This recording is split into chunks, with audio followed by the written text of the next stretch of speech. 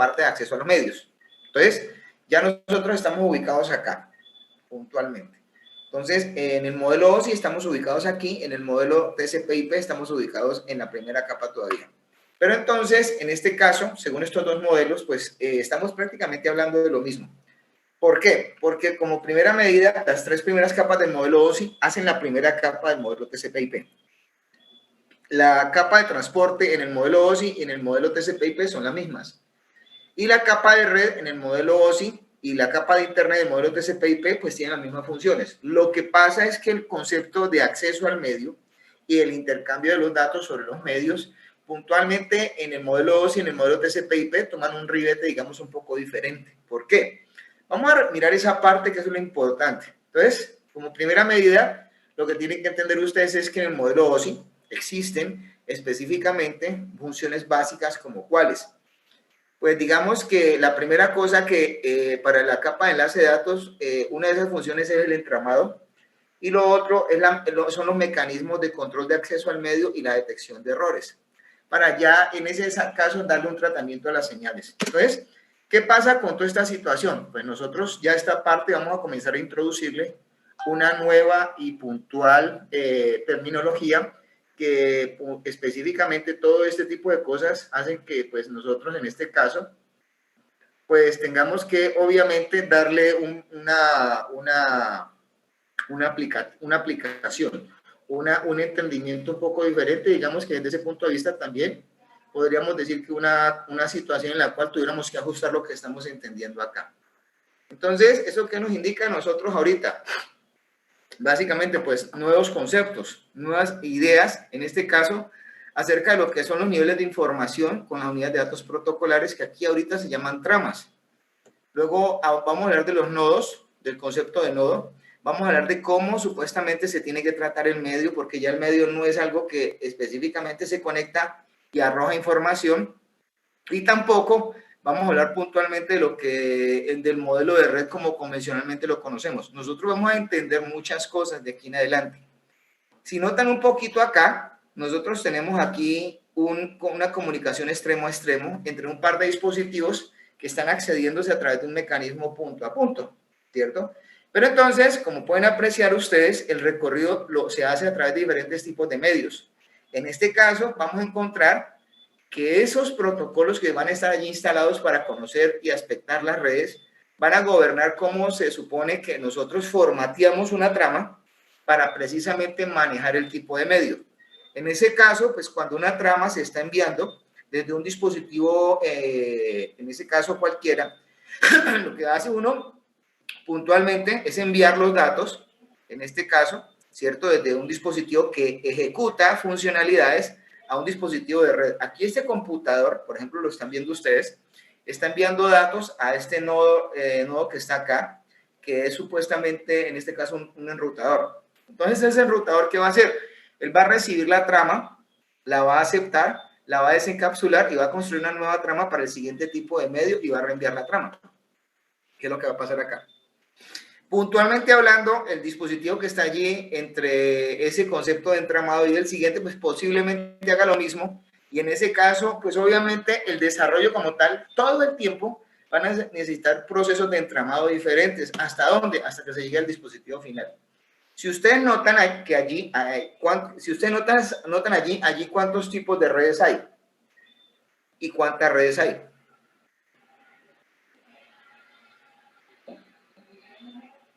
Disponiendo que cada punto de disposición de trama es un nodo diferente. ¿Cuántas redes habría? Entonces, contémoslas.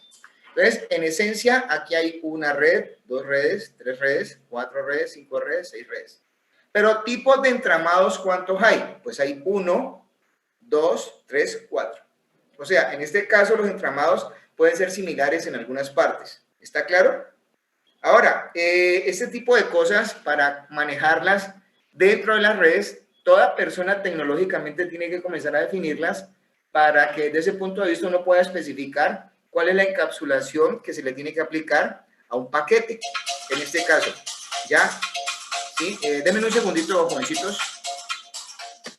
Denme un segundito. Por él estoy dictando clase, yo me vine a dictar clase corriendo, pues a ver si alcanzaba. y alcancé, pero me toca ir por el carro ahorita, a ver si vos me acompañás para llevárselo a un mecánico. Ahorita las 9:30.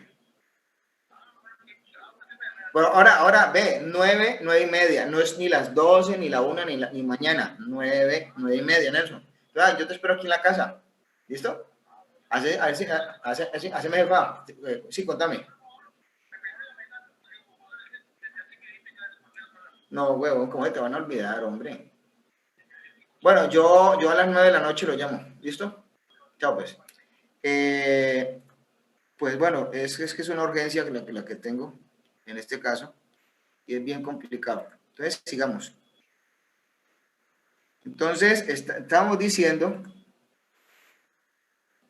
en ese sentido de que pues obviamente nosotros tenemos que considerar un concepto de control de transferencia a través de los medios locales. Entonces, allí en la parte de enlace de datos está una cosa que se llama el control de acceso al medio. Él establece unos métodos, pongan cuidado. Estos métodos específicamente son diferentes para todos los tipos de medios que ustedes de pronto vayan a implementar. Por ejemplo, si yo hablo de redes inalámbricas, eso tiene un mecanismo. Si hablo de redes supuestamente guiadas por fibras ópticas, es otro mecanismo. Y si hablo de redes montadas sobre pares trenzados, pues es otro mecanismo. Entonces, en ese caso, pues todo este tipo de cosas toca conocerlas. Ahora, si nosotros estamos viendo en ese caso cómo sucede esta comunicación, miren bien lo que puede pasar acá. Esto es un ejemplo. En este caso, en este ejemplo, potencialmente hay dos redes. Esta red que está aquí y esta red que está acá. Entonces, miren lo que está sucediendo. Esos dispositivos que están allí, que son los dispositivos de usuario, están enviando información al enrutador que está allá arriba. ¿Qué están haciendo? Están encapsulando paquetes, convirtiéndolos en tramas de datos. Cuando ese dispositivo recibe esa trama de datos, entonces, ¿qué hace? Pues supuestamente él va a pasar de este concepto de red a este concepto de red. Entonces, probablemente este ejemplo nos está diciendo, pues él pasa de una red LAN a una red WAN. Entonces, ¿qué es lo que está sucediendo? Pues obviamente está determinando que a diferentes tipos de medios pueden haber diferentes tipos de características de manejo de señal y probablemente un mecanismo de método de acceso mucho más diferente en ese caso y obviamente variado con respecto al anterior. Entonces, por lo general, ¿qué es lo que tiene que decir cada uno de ustedes de aquí en adelante? Entonces, que hay un protocolo que puede ser configurado sobre los dispositivos para que determine el concepto de la encapsulación que se está manejando. Entonces, eso es lo que estamos haciendo el día de hoy, conociendo eso. Entonces, ¿cómo se crea una trama de información? Una trama de información, si ustedes están viendo, esta es la unidad de información que en ese caso está dentro de ella determinado, en ese sentido, lo que sucede con cada dispositivo. Entonces, los diferentes protocolos que supuestamente van a estar manejándose van a requerir información para que en ese sentido se den estas funciones. ¿Cuáles? Cuando se crea una trama, uno tiene que saber cuáles nodos están en comunicaciones los unos con los otros. O sea, en estas tramas se está definiendo eso. Cuando una trama es creada, se considera que hay, cuando va a haber comunicación entre nodos individuales, ¿cierto? Y cuando estas comienzan y cuando terminan. Obviamente también nos podemos dar cuenta de los errores que supuestamente se están dando en los procesos de comunicación y obviamente también, en ese caso, también nos podemos considerar si hay nodos que en ese sentido se van a comunicar en un momento posterior. Entonces, hay muchos detalles que uno puede encontrar. Entonces, una trama de datos está compuesta potencialmente por tres partes principales. Un encabezado, la estructura de los datos, que normalmente es el paquete que baja de la capa 3, y un tráiler, que es la parte final. Entonces, estos campos, por lo general, que son los que hacen que se convierta esto en una trama, convencionalmente tienen estos, o sea, tienen un comienzo de trama, el campo de direccionamiento, el campo tipo y el campo de control de calidad para el header. Y para el tráiler, pues ellos tienen acá un concepto de detección de errores y un concepto de parada de trama, en este caso. Entonces, en ese sentido, pues obviamente esto es lo que hace que sepamos en ese caso de toda la información cómo supuestamente un dato se separa de otro. Entonces, esto es lo que pues obviamente va a permitir que todos los dispositivos como estos, que son las tarjetas de red, que de una vez les voy diciendo que la tarjeta de red pertenece a la capa de enlace de datos, con lo mismo que las topologías, van a considerar trabajar y obviamente sobre ellos para que se den cuenta, van a estar considerando una dirección física para identificar al dispositivo en el medio de red. Entonces, ¿eso qué nos va a indicar a nosotros, pues, con toda esta situación? Pues, teniendo en cuenta todas estas cosas, el concepto de la parte de enlace de datos, ¿qué hace? Pues es una frontera tecnológica y lógica entre lo que son las funciones del host, en ese caso para la parte de aplicaciones, y las funciones específicamente puntuales de aplicación de red. Entonces, ¿qué sucede? Que si nosotros revisamos un poco la parte de enlace de datos, podemos decir que de la mitad de la parte de enlace de datos hacia abajo, todo está implementado en hardware. Y de la mitad de la parte de enlace de datos hacia arriba, todo está implementado en software. Entonces, con esta situación, es que pues obviamente a cualquiera le va a tocar ir a buscar cómo trabajar, cómo entender este tipo de cosas. Entonces, aquí es donde uno hace uno gala del uso de los estándares. Entonces, hay estándares prácticamente para entender mucho mejor esto. Y no solamente para entenderlo, sino para adecuarlo y ponerlo a trabajar. Entonces, por lo general, nosotros los estándares que vamos a usar, en este caso, aplicados en este curso, son, por ejemplo, los de la ISO y los de la IEEE.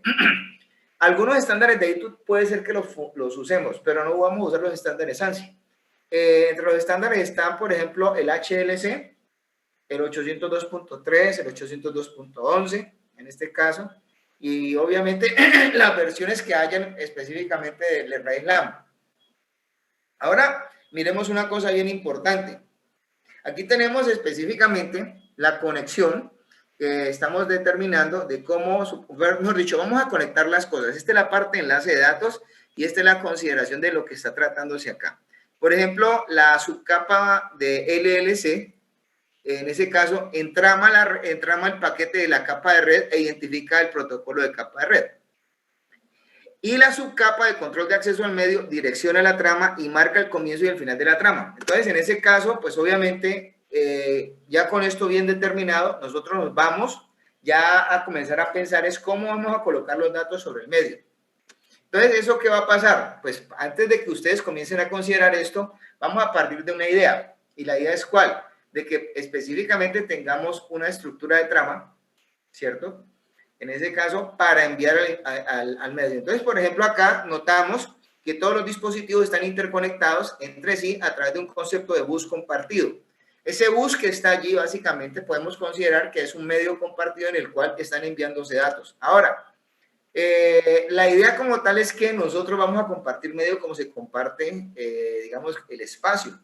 Pero el problema de esto es cada vez que querramos hacer algunas cosas importantes y el desarrollo de estas situaciones nos conlleven a tener que arbitrar cómo podemos nosotros, en este caso, manejar las cosas y puntualmente llevar a cabo, de pronto, en ese sentido, un proceso de enlace de datos más confiable. Entonces, en la compartición de medios, en ese caso, pues nosotros nos vamos a dar cuenta de esto, ¿cierto? Vamos a considerar una cosa que se llama, vamos a considerar una cosa que se llama la compartición de medios y sobre todo vamos a mirar cómo trabajan las topologías. Entonces, en este caso, pues oigan bien, hay dos métodos básicos en ese sentido para supuestamente acceder al medio compartido. El primero de ellos, pues nos habla con un mecanismo de acceso controlado. Entonces, ¿eso qué quiere decir? Como se trata de un medio compartido y el concepto de manejo acá es no determinístico, entonces solamente uno de los dispositivos que está allí conectado va a poder transmitir datos al tiempo. Entonces, como va a poder transmitir datos al tiempo uno solo, entonces el resto ¿qué hace? Tiene que esperar. Entonces, porque si ellos mandan datos todos entre sí al mismo tiempo, ¿qué va a suceder? Pues va a suceder un concepto que se llama colisiones y van a estrellarse todos en ese caso cuando todos estén departiendo el uso del medio. Entonces, obviamente, en esta clase de cosas, pues cuando nosotros estamos hablando de un concepto no controlado, tenemos este problema. El asunto acá es que si hay un acceso controlado y obviamente una sola estación está transmitiendo, en este caso, entonces ya se sabe quién va a usar la red. Entonces, cuando el concepto es determinístico y no determinístico, aquí es donde nosotros vamos a ver diferencias. Por ejemplo, en este método, que es el acceso controlado, el concepto es que vamos a tener un mecanismo determinístico. O sea, se sabe quién está usando la red y aquí no hay colisiones. Pero en este que está acá, que es donde supuestamente hay competencia para el uso del medio, ¿cierto? nosotros vamos a encontrar que las colisiones sí van a existir porque solo uno de ellos va a poder usar el medio. Si, por ejemplo, en un mecanismo, digamos que, como en el anterior, si de pronto esa situación de que todos transmitían al tiempo, pues sí va a haber una colisión, pero es que allá no va a pasar eso. ¿Por qué? Porque allá se está manejando el proceso del manejo del turno. Y cuando eso está sucediendo, pues obviamente ese tipo de problemas no van a pasar. En este de acá, como no hay específicamente una regla para considerar quién está usando el camino o la estructura o el tipo de envío de datos, entonces acá es por competencia. Por lo general, este tipo de mecanismo, ¿dónde está presente? Está presente en las redes cableadas, en este caso, en forma de estrella con topología lógica de bus y en las redes inalámbricas. ¿Ya? Entonces, ellos van a usar un mecanismo que ayuda a resolver el proceso de la contención, que se llama CSMA-CD para las redes cableadas y CSMA-CA para las redes inalámbricas. Hay una situación bien clara allí. Obviamente, pues lo que uno piensa abstraer todo el tiempo es el manejo de envío de información a través de conexiones tipo punto a punto. Hoy por hoy, para que ustedes se enteren, anteriormente se hablaba de mecanismos Hall duplex, ¿cierto? Hoy por hoy ya no hay nada Hall duplex, prácticamente todo es full duplex. Entonces, hablar de un mecanismo de medios compartidos ahorita es hablar un poquito de historia. El concepto Hall duplex, ¿qué indicaba? Pues el concepto Hall duplex indicaba de que se enviaban datos, puntualmente hablando, y obviamente si se enviaban datos, en este caso, ¿cierto?, pues específicamente se esperaba que llegaran los datos. En el modo full duplex, pues esta situación habilita el envío y la recepción, o sea, la transmisión y la recepción en ambos sentidos sin necesidad de tener que tener alternancias, en este caso. Ahora, el concepto del Hall duplex, y pues esto ya, como les repito, es historia para todos, esto ya no se ve. Pero es bueno conocerlo porque puntualmente las comunicaciones humanas son implementadas en modo Hall duplex. Nosotros no hablamos en modo full duplex. Ahora, dentro de esta situación nos toca comenzar a pensar en dos cosas acerca de lo que es una topología. Una cosa es hablar de las topologías lógicas y otra cosa es hablar de las topologías físicas. Cuando estamos hablando de topologías físicas, estamos hablando de la disposición en la cual los nodos y las conexiones físicas están relacionándose. Y cuando hablamos de topología lógica, entonces estamos hablando de los mecanismos con los cuales una red transfiere tramas entre los nodos. Entonces, funcionalmente hablando, quien gobierna específicamente una red no es realmente la topología física, sino la forma en cómo, en este caso, la topología lógica está dispuesta. Entonces, ¿cuántos tipos de topologías lógicas tenemos? Pues nosotros tenemos básicamente las topologías punto a punto, multiacceso y en anillo. Topología física, pues también tenemos, pero en este caso no, es más importante considerar y determinar las topologías lógicas para el control de una red. Por ejemplo, miren acá, en esta gráfica, nosotros tenemos una conexión lógica punto a punto entre un nodo origen y un nodo destino. Supuestamente esto es una conexión extremo a extremo. Y esto puede estar supuestamente implementado en Hall duplex, pero pues no sería algo evidentemente, digamos que eficiente. Entonces, ¿qué puede haber en una nube de estas? Pues una gran cantidad de cosas que adicionan condiciones de capa física, que puede ser en ese caso que al colocarse en un extremo y en el otro, pues no vayan a cambiar específicamente la topología lógica. Esto que tenemos acá es más parecido al concepto de una topología lógica multiacceso. Y si ustedes notan un poquito ese cablecito negro que está allí, es el medio compartido que supuestamente estamos determinando para los nodos para que ellos se conecten. Entonces, por ejemplo, en este instante estamos deseando que A le envíe datos a E. En ese medio compartido, ¿qué sucede? Pues primero que todo A chequea si hay presencia de otras transmisiones. Entonces, si él ve el medio disponible, ¿qué hace? Pues él envía el dato y obviamente pues todos los dispositivos lo van a tener presente hasta que llegue a E. ¿Qué pasa con lo que sucede con el dato enviado en B, en C y en D? Pues ellos no procesan ese dato. ¿Por qué? Porque no les atañe. Solo lo va a procesar el dispositivo E. Eso supuestamente sucede, en este caso, todo el tiempo en las redes multiacceso con topología lógica de uso. Entonces, en ese sentido, ahorita cambiamos un poco la situación. ¿Qué pasa si B necesita enviarle a D? Entonces, ¿qué sucede? Pues se sucede que B vuelve y chequea para las otras transmisiones si de pronto encuentra que el medio no está disponible, ¿qué hace? Pues tiene que considerar esperar, en este caso. O sea, ¿qué pasaría si él no esperara? Entonces, ¿qué sucede? Pues él va a enviar los datos y va a ocasionar una cosa que se llama, pues obviamente, colisión. En una topología lógica de anillo, miren bien, el desarrollo del envío de los datos está dispuesto, en este caso, en esa topología, en un camino cerrado. Entonces, ¿ellos qué están haciendo para distinguir quién envía datos? Pues ellos están estructurando el uso de una cosa que se llama token. Entonces, por ejemplo, aquí A le está enviando a D. Entonces, vamos en el sentido contrario a las manecillas del reloj. Entonces, primero pasa por B, en este caso. Entonces, B sabe que no es para él, entonces lo remite al siguiente nodo hasta que supuestamente llega a D y ese nodo específicamente sí determina que esa comunicación sí le concierne. Entonces, en este caso, pues digamos que esta situación sucede porque puntualmente los dispositivos están avisándose o alternándose de la presencia de información. Bueno, entonces ya con esto allí vamos a comenzar a hablar ahorita enseguida de una vez y de forma muy rápida de lo que es el direccionamiento y el entramado de los datos. Entonces, ¿para qué se hace esto? Pues obviamente ya hemos mencionado que se usa el concepto de trama porque pues necesitamos identificar y etiquetar los diferentes protocolos de capa de enlace de datos que existen.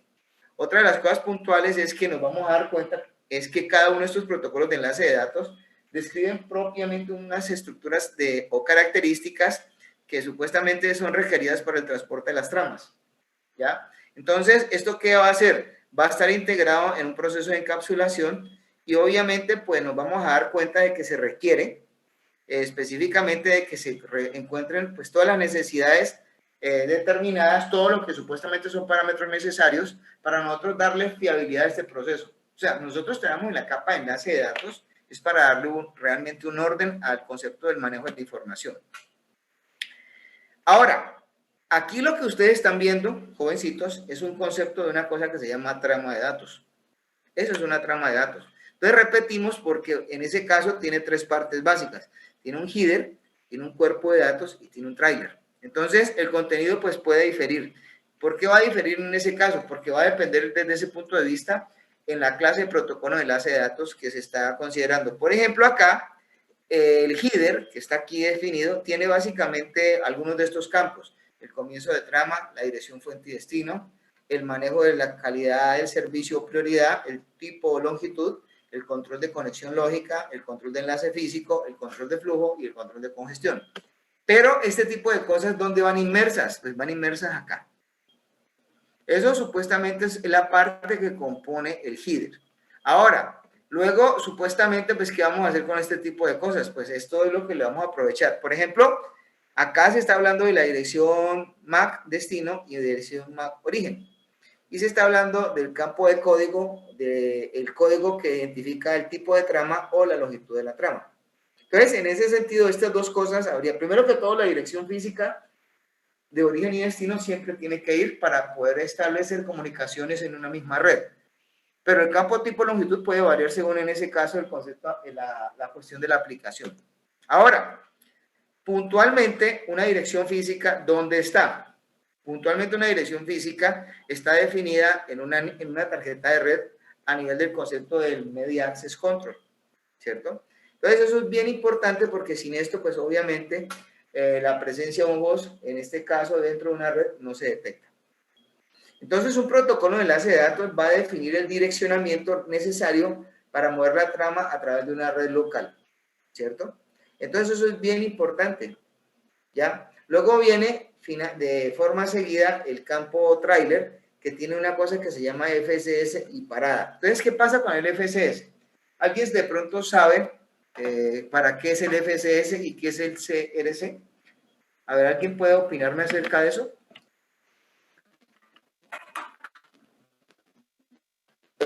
¿Sabe de pronto? Sobre el FSS y el CRC. Sí, señora. Pues lo que yo entendí del FSS es que, digamos, es como algo así como si fuera un encabezado, pues que está en la parte del tráiler, y el de lo que se encarga es, digamos, como de verificar de que si de pronto haya algún error, eso lo hace mediante un cálculo matemático, si no estoy mal. Ajá. Bueno, eso está bien, señorita. Entonces, el FCS, ¿qué le aporta a una trama de enlace de datos? Respaldo, realmente. Entonces, si te das cuenta de esa situación, entonces, ¿qué va a suceder acá? Pero estamos dando cuenta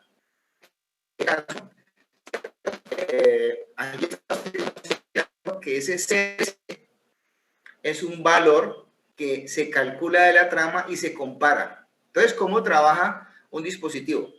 Un dispositivo trabaja verificando en el campo FCS si el CRC es positivo o es negativo. O sea, la comparación con el CRC, en otras palabras. Si el campo resultante, si el dispositivo en ese caso considera de que el campo CRC, el valor CRC coincide con lo que ha calculado, entonces no hay errores en la trama. Pero si el CRC calculado comparado contra el CRC presente que está dentro de esa trama no coinciden, entonces la trama no se computa, no se descarta encima de eso y tampoco se confirma. Entonces, obviamente, esas son de las situaciones que uno tiene que determinar acá. Entonces, me parece muy bien lo que dijo la señorita ahora. ¿Listo? Bueno, entonces, ahora, con esta situación, para que de pronto nos pongamos de acuerdo, ya viene el campo final de una trama. Se llama el campo de parada. ¿Qué es un campo de parada? Pues nosotros lo vamos a determinar como una secuencia específica de datos, o mejor dicho, bits, que van a indicar cómo supuestamente este tipo de información se acaba. O sea, dependiendo de esto, pues este campo de parada se va a especificar. Aquí tienen, por ejemplo, un recorrido extremo a extremo entre los diferentes tipos de entramado de la parte de enlace de datos. Por ejemplo, allí comienza con un entramado para una red IEEE 802.11 que viaja hasta ese enrutador y de ahí en adelante posiblemente como es un encapsulado WAN, entonces cambie en ese caso, por ejemplo, como para un protocolo tipo PPP. Este es un ejemplo, ¿cierto? Luego, pues obviamente esa trama avanza y posiblemente allí sea nuevamente encapsulado y el procedimiento de enlace de datos pueda cambiar. Entonces aquí ya se llamaría HDLC. Cuando eso pasa, pues obviamente el entramado cambia y obviamente pues aquí estamos viendo que en una nube de conmutación multiacceso que se está fundada con una tecnología que se llama Friend Relay, pues se envían obviamente y se construye una nueva trama. Para que finalmente acá, al ser entregado este dispositivo, pues obviamente acá existe un tipo de encapsulado tipo Ethernet y pues obviamente lo que se hace es enviarse esta trama hasta el dispositivo final. Entonces, ¿cuántos tipos de entramado existieron? Pues habían 1, 2, 3, 4, 5 tipos de entramado. ¿Cuántas redes hay? Pues realmente 1, 2, 3, 4, 5 redes. O sea, de acuerdo a esto podemos decir puntualmente es que donde hay un entramado, allí hay un modelo de red. ¿Sí? En ese caso. ¿Sí está claro? O hay un concepto asociado de red.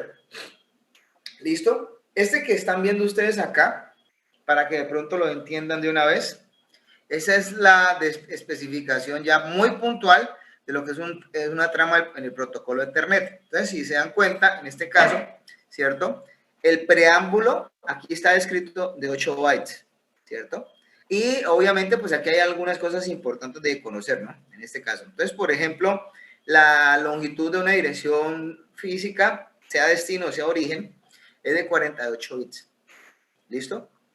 Bueno, acá, por ejemplo, pueden mirar ustedes, ¿sí? Una cosa un poco más diferente porque mientras que acá esto era un protocolo de enlace de datos para una red que está, en este caso, cableada, aquí tenemos, o sea, aquí tenemos el mismo protocolo de enlace de datos, pero para una red que puede estar cableada, pero el mecanismo de enlazado de datos es diferente porque esto es para redes WAN. Esto que está acá es para redes multiacceso y es redes LAN. Y acá, pues como estamos hablando de conexiones punto a punto, pues obviamente la situación cambia un poco y en ese sentido el campo de direcciones ya no tiene, en este caso, tanta información, sino de un solo byte, ¿cierto? El campo de bandera se considera en ese valor 7E, en este caso, como pueden apreciar.